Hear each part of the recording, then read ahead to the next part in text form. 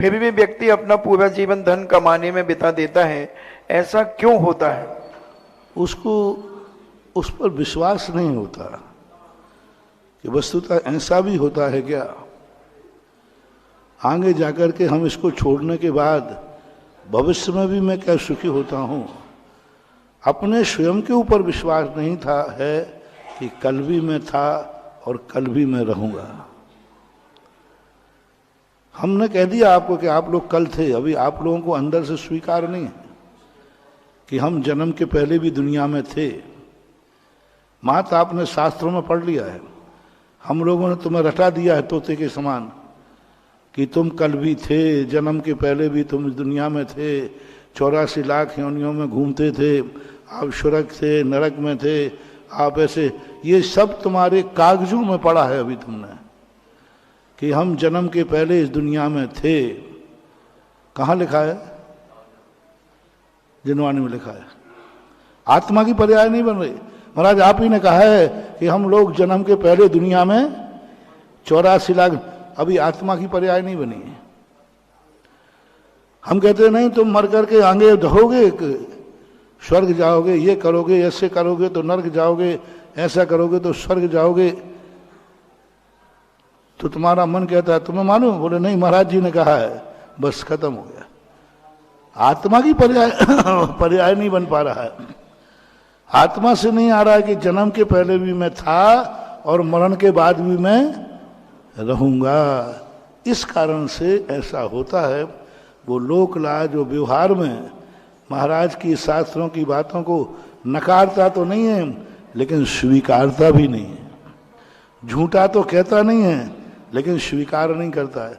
जैसे आप लोग, मैं सबसे पूछता हूं क्यों भैया मैं झूठ बोलता हूं कि सही बोलता हूं?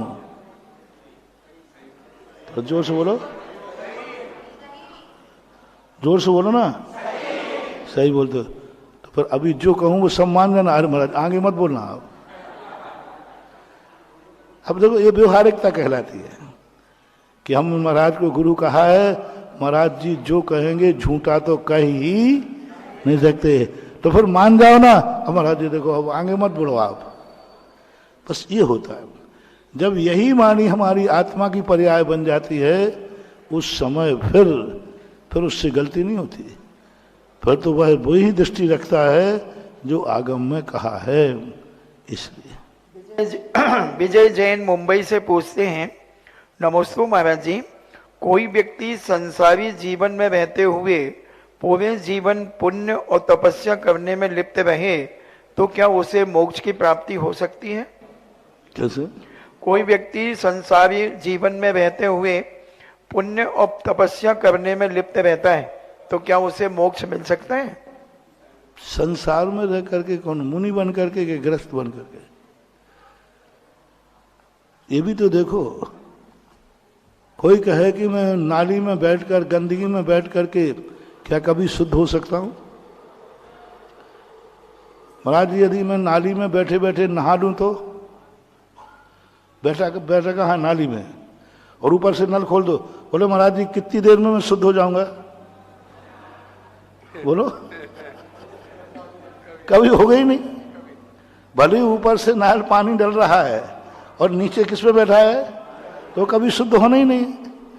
इसलिए यदि तुम संसार रूपी गंदगी में बैठे हो, फिर तुम कितने ही तप करो, कितने ही तुम स्वाध्याय करो, लेकिन नीचे गंदगी तो नाली में है, तो कभी शुद्ध होने वाला नहीं है।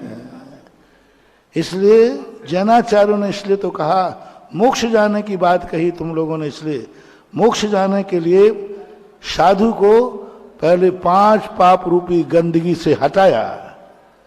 अब स्नान करो तप का। 5 पाप रूपी गंदगी में बैठ करके तप का स्नान करोगे तो शुद्धि होने वाली नहीं है। यह संसार विषय सुख होता, तीर्थंकर क्यों त्यागे, काहे खो शिव साधन करते, संयम सो अनुरागे।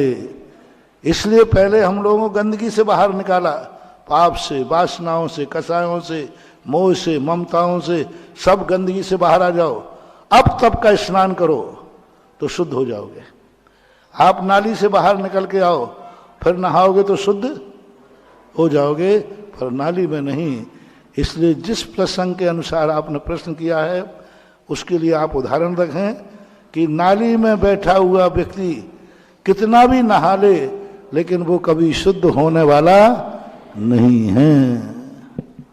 चलिए, जिज्ञासा समाधान का एक कार्यक्रम आप सब जो देख पा रहे हैं छिपी टोला के निर्मल सदन से है। आज मित्रों, प्रातःकाल अभी पूज्य श्री ने जिक्रा भी किया, अद्भुत दृश्य दिखा।